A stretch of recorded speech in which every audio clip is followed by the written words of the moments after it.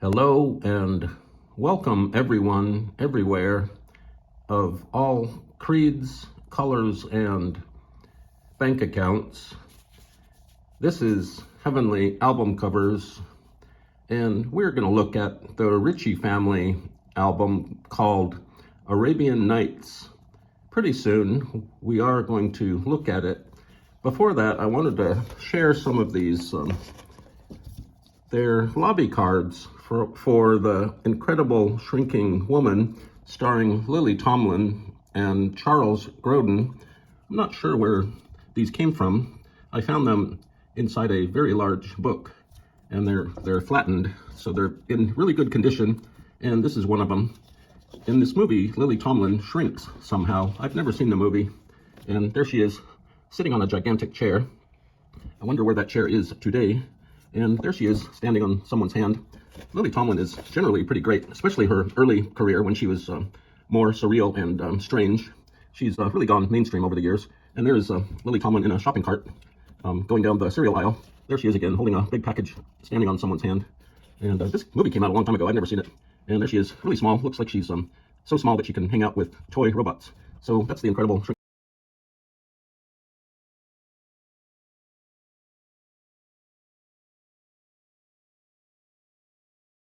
So here we are with the Richie Family and an album called Arabian Nights. I used to have a friend named Richard, but not Richie. He showed up in my fourth grade class.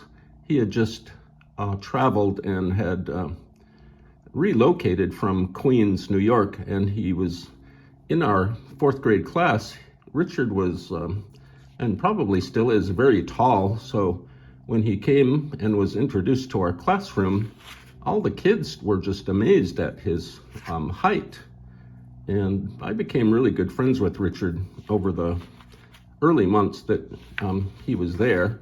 And he and I would play basketball on Saturdays, and we were both in the sixth grade, and we used to play basketball on Saturdays down the street at a usually empty basketball court. But very soon, these junior high guys started kind of taking over our basketball space. And not only that, but they cussed and they cursed, and they were saying some very naughty things to us and about their girlfriends and stuff. And so after a while, me and Richard, this is the Richie Family, I got it confused. Me and my friend Richard stopped playing at that basketball court.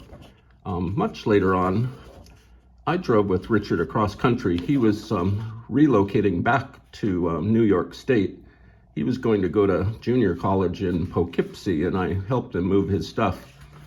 But we were driving his big van, it was like a beat up old van, and his radio was dead. It was broken, and he only had 2 CDs in his van. One of them was Hall & Oates' Voices. The other was Queen Hot Space, which are actually pretty good albums. And so those 2 albums helped get us across the country. And so we got to, this is an orange. We're at the dining room table here, and a banana. And so Richard and I, not Richie, my friend Richard and I, we got to New York after that long van trip, and we stayed with his parents in Queens for a couple of days. His dad, Richard's dad, was a big Paul McCartney and Beatle fan, and we were talking about Ebony and Ivory one night after dinner, and he actually had the 45 single upstairs in his bedroom, and he brought it down, and he started playing Ebony and Ivory with Paul McCartney and Stevie Wonder. He just played it like 20 times over the next couple of days, and he would periodically stop the record and say, boy, oh boy, this is how people should get together, living in harmony, just like a piano keyboard. And so during one of the days in New York with my friend Richard, we went to the Museum of Modern Art, where we saw Salvador Dali's painting, Persistence of Memory, which is a very small painting. And it was one of the highlights of my life just to see that painting. Really great painting. And we got tired of going to the museum. We actually went to another museum across the street. I think it was the Natural History Museum. But before we got back on the subway or got back to the car, we stopped at a White Castle burger. This is an apple. And we stopped at the White Castle burger, and there was this guy, kind of weird guy he was holding a big blue balloon, like a really big balloon, kind of strolled up to us, and he was staring at us. And I finally said, hey, nice balloon. And he kind of frowned and said, what are you, a psychiatrist or something? And so I'm having Barks root beer. And we're in the dining room. And so that was a story, a long story about my friend Richard, who is not Richie. So here's the Richie family. They were actually not a family at one point. I don't think the Richie family were ever a family. I think they were session musicians, singers, that this fellow Jacques Morali got together. He wanted to supplement his work with the Village People. Jacques Morali created and invented the Village People group and had great success with the Village People. So he supplemented his success with other groups like the Richie Family and others. I don't think he was involved with Kiss or Donna Summer, but he may have been, although that was probably Giorgio Moroder, not Jacques Morali. And so the Richie Family put out several albums. They were all kind of thematic. They all had like a concept. This concept for this album is Arabian Nights. So all of the music on it is, it's like disco Arabia, and it's all taking place at night. And Jacques Morali produced some of the catchiest music ever produced by a human. And even the Village People songs were very propulsive and catchy and kind of silly and dumb, but still really good pop music. And these Richie Family people, human people, were from Philadelphia, and some of these people here, these individuals still perform together. And so let's look closer here. I really am impressed by this woman's headdress. It looks kind of like a pheasant, not a peasant, but a pheasant, or like several turkeys that have been stitched together here. Lots of feathers, maybe rare bald eagle feathers here. They're all wearing these kind of quilted gowns or garb. This woman has I assume she's a woman, has a very nice headdress. Her hair's coming out in the back. And this woman, or human, looks very pleasant. She has some earrings, very nicely done up here. This little robe thing reminds me of the movie Manos, The Hands of Fate. The master wore something like this when he was casting spells over Torgo. And so here they are on the back, the Richie family, the Richie trio, probably unrelated. And there's a better shot of this woman's cape, and it looks like part of a fish, maybe a fish skeleton. This woman seems underdressed compared to these folks here. And it's very nicely done. I think these individuals were cut out from a different photo and pasted in. It's a very good job.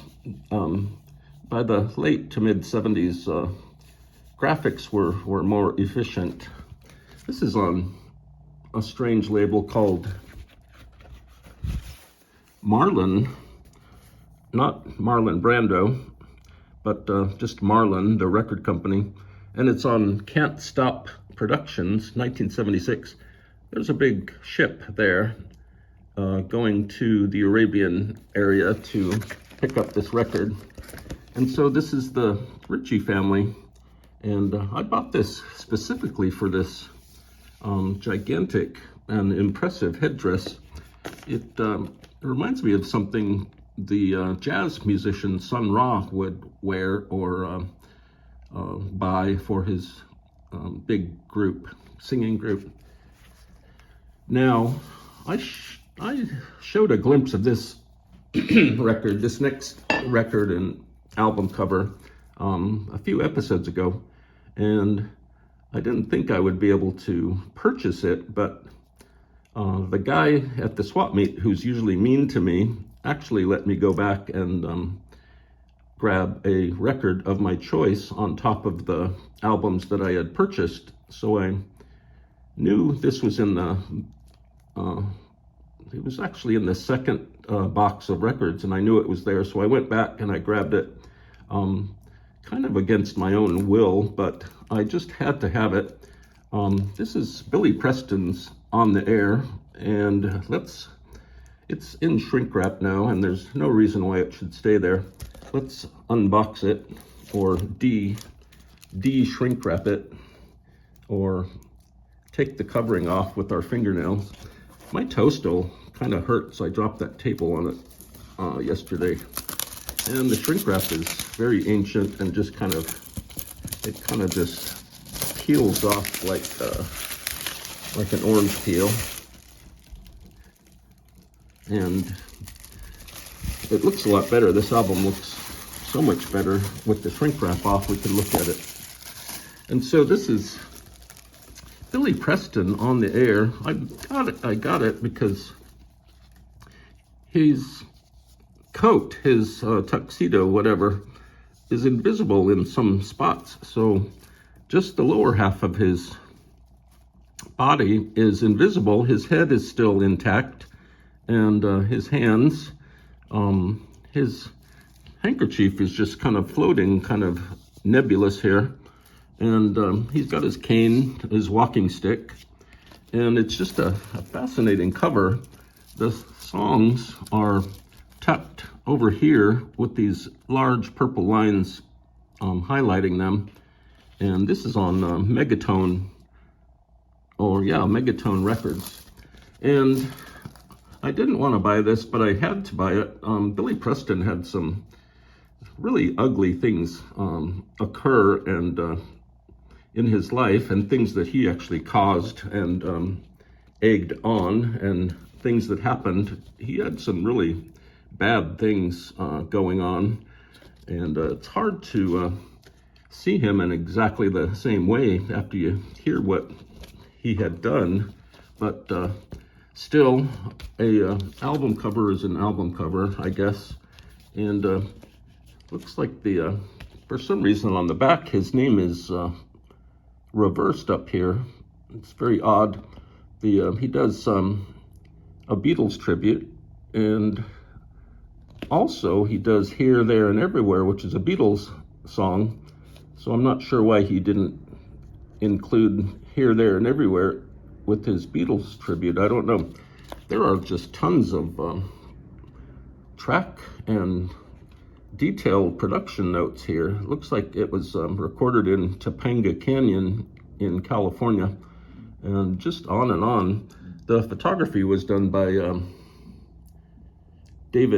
lithography was done by David Willers, the photography by Gary Gay, the hairstylist was Sahara, and the makeup was Barbara McGee, and the album graphics and design were by Jim Saunders for Jamie O Graphics in San Francisco.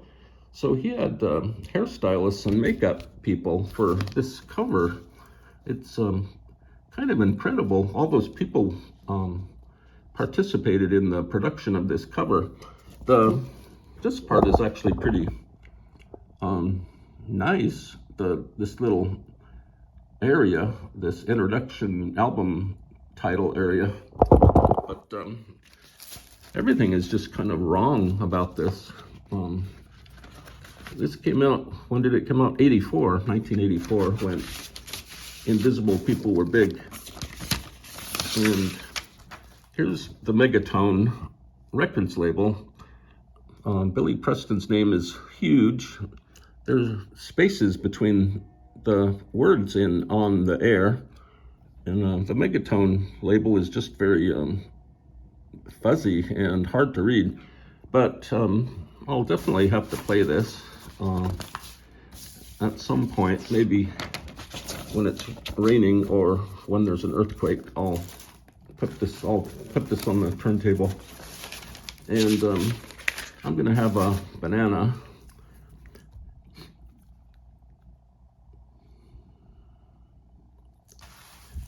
I never knew where my friend Richard ended up.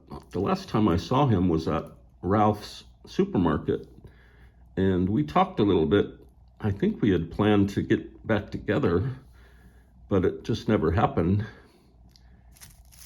He was very tall when he came to our 4th grade class. He came from New York, and we were all impressed. He also had a very pronounced New York accent.